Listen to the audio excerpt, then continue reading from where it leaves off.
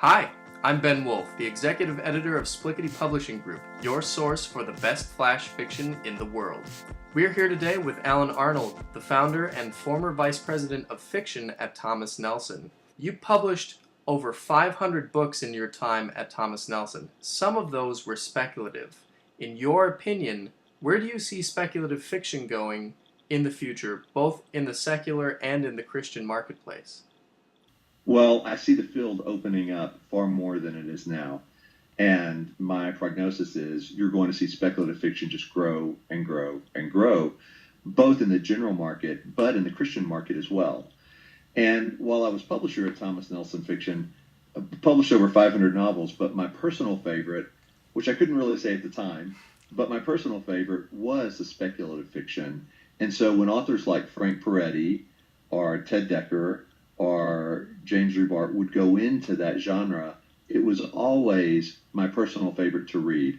And the reason why is because I think it touches more on that thin line, that thin place between the eternal and the everyday that Scripture talks about more than any other genre, more than romance, more than historical, more than contemporary.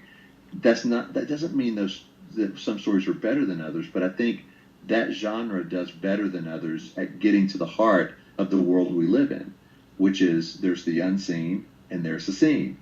And there's the things that seem normal, but then ripple into the eternal that have this huge impact where the two meet.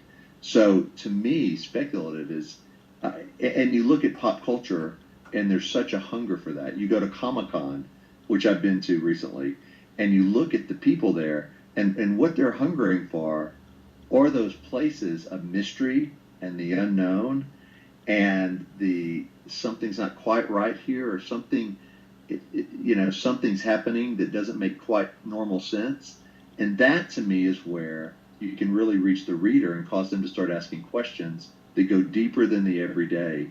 And anytime somebody does that, whether it's general Christian or Christian fiction or general fiction, it gets them closer to God because they start asking bigger questions. So even if there's no reference to God, it still, if done from a Christian worldview, can bring people actually closer to God through the things they'll think about, talk about, and remember. So, yeah, if you can't tell, I'm pretty passionate about speculative fiction. That's awesome. Thanks so much for your support of speculative fiction, and thanks for stopping by. Hey, thanks, Ben. Visit our website, splicketypubgroup.com, to get your flash fic fix today.